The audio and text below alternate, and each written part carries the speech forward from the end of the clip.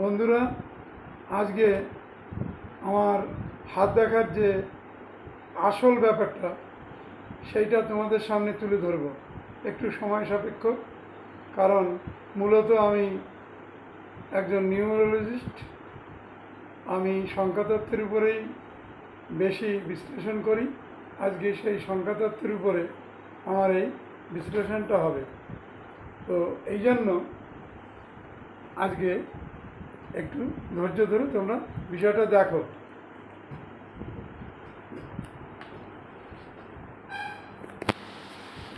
নামটা বলো। সুশান্ত দেবনাথ। সুশান্ত দেবনাথ। 1+2=3। বর্তমান তোমার বৃহস্পতি পক্ষে আছে। বৃহস্পতি পক্ষে থাকলে সব কিছু ধীরে ধীরে শুভে পরিণত হবে। চন্দ্র এবং রবি 2 নম্বর 1 নম্বর এরাও তোমার পক্ষপাতিত্ব অবলম্বন করছে। Sushant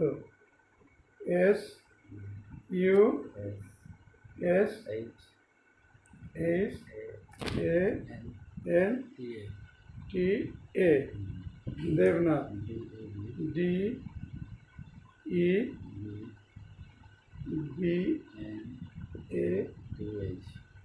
DEBATH, Debnath. S for 3, U for 6.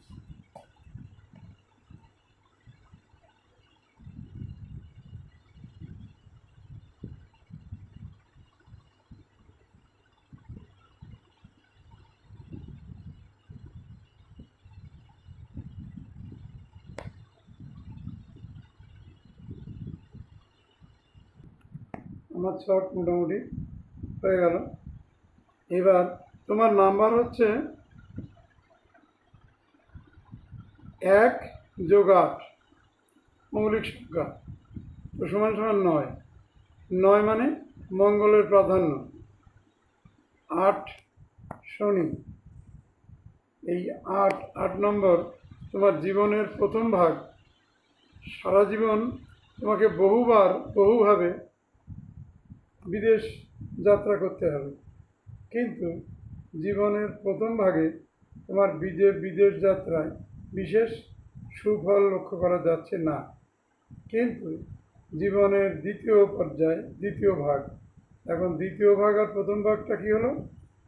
প্রথম 36 আমাদের এই পর্যন্ত, এটা হচ্ছে প্রথম ভাগ, আর দ্বিতীয় 36-72 এই পর্যন্ত আমাদের সংখ্যাতত্ত্বে দ্বিতীয় ভাগ বলা হয়।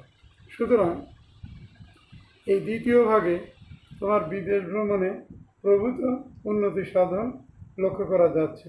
প্রথম ভাগে বিদেশ ভ্রমণে যা তোমার ইনকাম, সেই ইনকাম বিভিন্নভাবে নষ্ট করে তুমি একদম জিরোতে চলে যাচ্ছ। তো তারপরে দ্বিতীয় ভাগে তোমার লাইফটা ধীরে ধীরে তৈরি হচ্ছে এবং বেশ কিছু সুফল তুমি লাভ করতে পারছ। ক্ষেত্রে রবি এবং শনি বাপ বেটা। তো যদি বাপ বেটা ক্ষেত্রে থাকে তাহলে কেউ কাউকে জায়গা দিতে চায় না, এখানে সংঘাত হয়। একটা শুভ গ্রহ, একটা পাপ গ্রহ। সুতরাং এখানে জাতকের রবি একদিক টানবে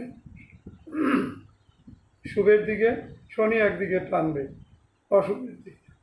এই শুভ এবং অশুভ দুটো মিলে জীবনের একটা নিউট্রাল কন্ডিশন আসবে। অর্থাৎ তোমার জীবন গঠনে কারো না কারোর থাকবে, সে বাবার থাকুক, শ্বশুরের থাকুক, শাশুড়ির থাকুক, বা অন্য আদার্স কারোর থাকুক। এরকম জীবন গঠনে তোমার ক্ষেত্রে প্রভূত আউটসাইডের হেল্প থাকবে।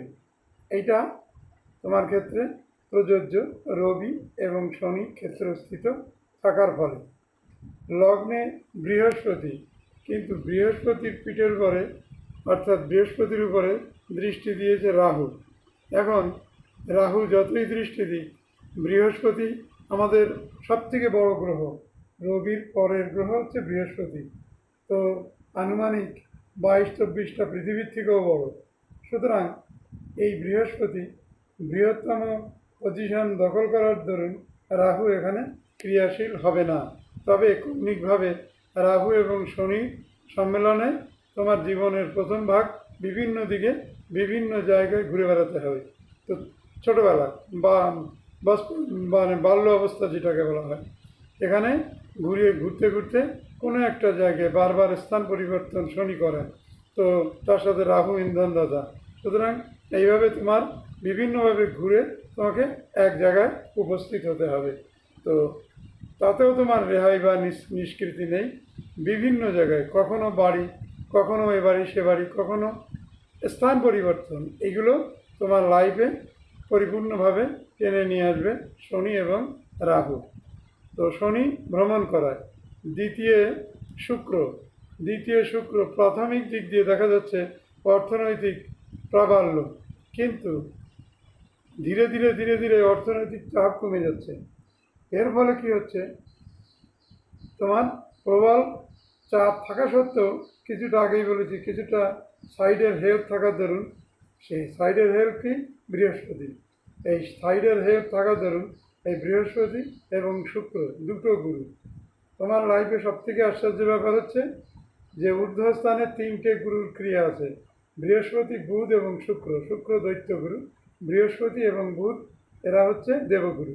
সুতরাং দুটো আর একটা তিনটে গুরুর সান্নিধ্য তুমি পেয়েছ জীবনের প্রথম ভাগে, এই জন্য তুমি টিকে আছো।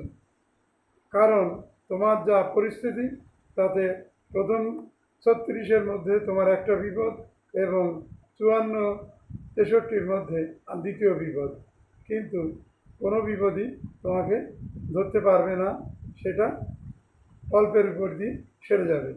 তো তার কারণ হচ্ছে এই যে বৃহস্পতি, আর তৃতীয় ঘর দাম্পত্যের ঘর, মেষ, বৃষ, মিথুন দাম্পত্যের ঘর। এই দাম্পত্যের ঘরে যদি ভালো বলিষ্ঠ কোনো গ্রহ থাকে এবং তার সাইডে আরও যদি বলিষ্ঠ পবিত্র কোনো গ্রহ থাকে, তার ফলে কী হয়, দাম্পত্য শান্তি এবং ভালো জায়গায় বিবাহ এবং বিবাহের দ্বারা জীবনে অনেকটা উন্নতি সাধন হয়। এটা হচ্ছে দাম্পত্যের ক্ষেত্রে তোমার এই বৃহস্পতি থাকায়, আর তার সাইডে বুধ এবং শুক্র ইঙ্গিত বহন করায় তোমার বৈবাহিক জীবনটা অত্যন্ত সুন্দর। তারপরে পঞ্চম ঘরে রবি থাকায় তোমার জীবনের প্রথম ভাগের শেষ দিকটায় জীবনে উন্নতি লক্ষ্য করা যাচ্ছে। তার আগে কিন্তু তোমার জীবনের বিশেষ কোনো উন্নতি আমি দেখতে পাচ্ছি না।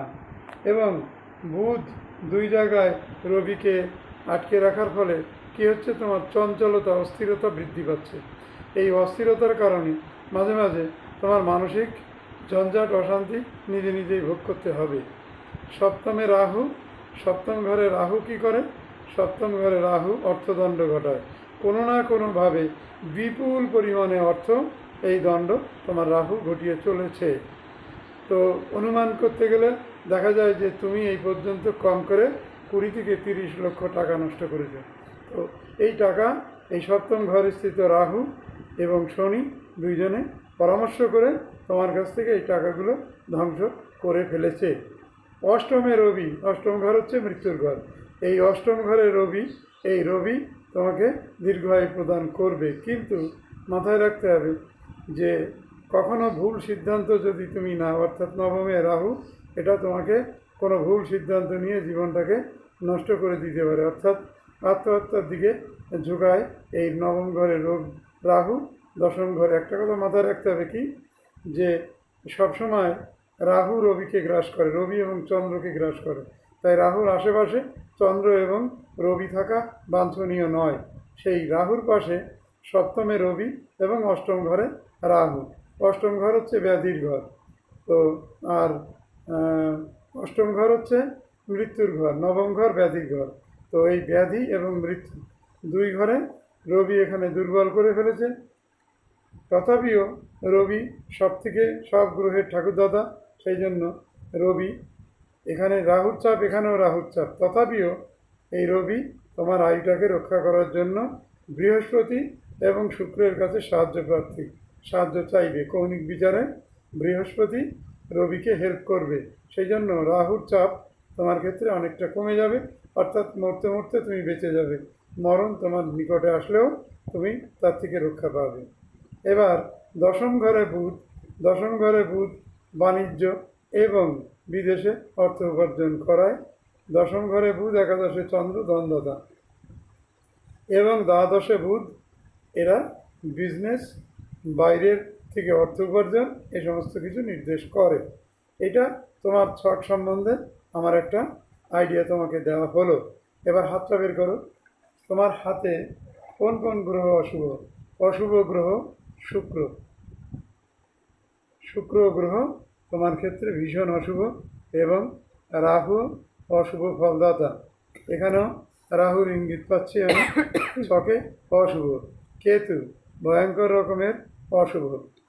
আচ্ছা, তো দেখা যাচ্ছে আর রবি অশুভ ছিল কিন্তু এখন শুভ। শনির রিং, এটা খুবই অশুভ।